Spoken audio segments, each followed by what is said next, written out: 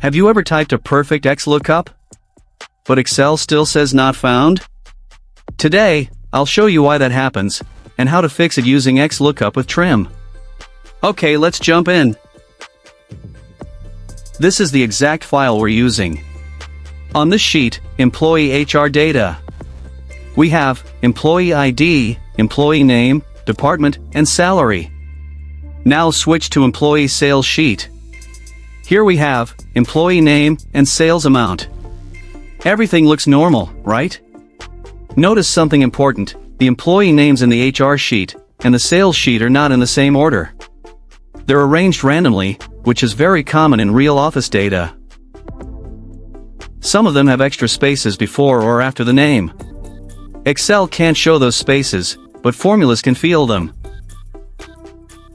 First, click a blank cell, let's say E2. Now apply a normal XLOOKUP. Type equals XLOOKUP.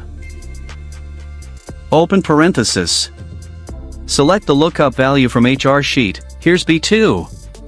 Add a comma. Now go to the sales sheet. Select the employee name column as the lookup array. Add another comma. Select the sales amount column as the return array.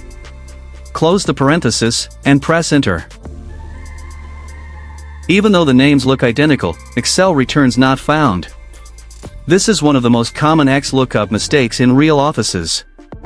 Because Excel treats spaces as characters. This is where trim saves the day. Let's fix the formula.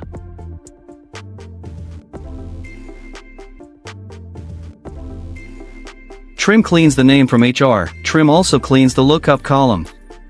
Now Excel compares clean text to clean text. Press enter, and boom! Match found instantly. Now copy the formula down.